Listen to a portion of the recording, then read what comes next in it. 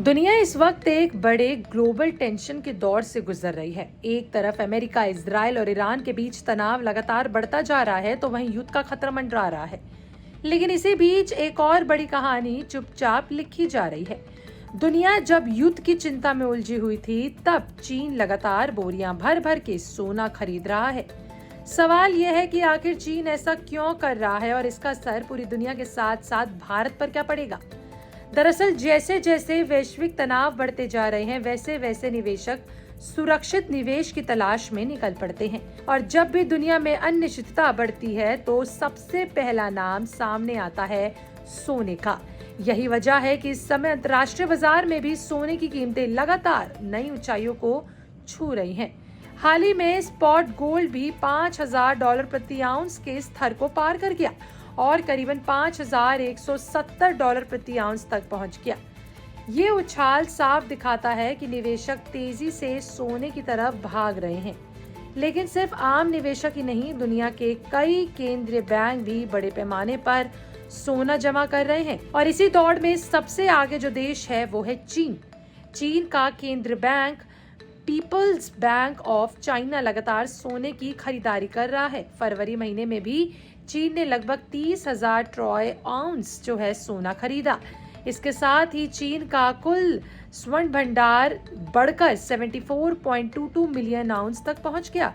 अब दिलचस्प बात यह है कि लगातार 16वां महीना है जब चीन ने अपने गोल्ड रिजर्व में इजाफा किया हो। एक्सपर्ट्स का मानना है कि चीन की ये खरीदारी सिर्फ निवेश नहीं है, बल्कि एक बड़ी रणनीति का हिस्सा है। दिलचस्प बात यह है, चीन धीरे धीरे अमेरिकी डॉलर पर अपनी निर्भरता कम करना चाहता है और इस कदम को डी डॉलराइजेशन कहा जाता है। चीन चाहता है कि उसकी अर्थव्यवस्था डॉलर के उतार चढ़ाव से ज्यादा प्रभावित न हो, इसलिए वह अपने विदेशी मुद्रा भंडार में डॉलर की जगह सोने का हिस्सा बढ़ा रहा है।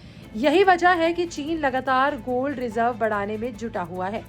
इस बीच दुनिया के दूसरे केंद्रीय बैंकों की रणनीति अलग अलग दिखाई दे रही है। कुछ देश जहां सोना खरीद रहे हैं, वहीं कुछ देश मजबूरी में अपना सोना बेच भी रहे हैं। उदाहरण के तौर पे रूस और वेनेजुएला जैसे देश आर्थिक दबाव और प्रतिबंधों के कारण नकदी जुटाने के लिए अपने गोल्ड रिजर्व का इस्तेमाल कर रहे हैं। वहीं पोलैंड का केंद्रीय बैंक भी अपने रक्षा जरूरत को पूरा करने के लिए सोने के कुछ भंडार बेचने पर विचार कर रहा है। अब वैश्विक बाजार की बात करें तो युद्ध का डर, कमजोर डॉलर और आर्थिक अनिश्चितता, इन तीनों ने मिलकर सोने की कीमतों को ऊपर धकेल दिया है। और यही वजह है कि गोल्ड ETF में भी भारी निवेश देखने को मिला है। सिर्फ फरवरी महीने में ही अमेरिका में लिस्टेड गोल्ड ETF में करीबन $4.5 बिलियन का निवेश आया है। इसका मतलब साफ है कि बड़े निवेशक भी सोने को सुरक्षित ठिकाना मान रहे हैं। अब सवाल ये है कि इन सभी घटनाओं का असर भारत पर क्या पड़ सकता है। भारत दुनिया के सबसे बड़े सोने उपभोक्ता देशों में से एक है। यहाँ सोना सिर्फ निवेश नहीं, बल्कि परंपरा और संस्कृति का भी हिस्सा है। जब अंतर्राष्ट्रीय बाजार में सोने की कीमतें बढ़ती हैं, तो उसका सीधा सीधा असर भारतीय बाजार पर भी पड़ता है। भारत में सोने की कीमतें पहले ही रिकॉर्ड स्तर के करीब पहुंच चुकी है। अगर वैश्विक तनाव और बढ़ता है और केंद्रीय बैंक इसी तरह सोना खरीदते रहते हैं, तो भारतीय बाजार में सोने की कीमतें और ऊपर जा सकती है। इसका असर आम लोगों पर भी पड़ेगा, क्योंकि शादी ब्याह त्योहार के मौसम में सोने की मांग हमेशा बढ़ जाती है। महंगा सोना आम खरीदार की जेब पर दबाव डालता है। हालांकि निवेश के नजरिए से देखा जाए तो कई एक्सपर्ट्स मानते हैं कि लंबे समय में सोना भी एक मजबूत विकल्प बना हुआ है। दुनिया के बड़े बैंक JP मॉर्गन चेस के एक्सपर्ट्स का अनुमान है कि साल 2026 के अंत तक सोने की औसतन कीमत करीबन $5,055 प्रति आउंस तक पहुंच सकती है। यानी सोने की कीमतों में भले ही बीच बीच में उतार चढ़ाव जरूर देखा जाए, लेकिन इसकी मांग मजबूत बनी रह सकती है। कुल मिलाकर तस्वीर साफ है।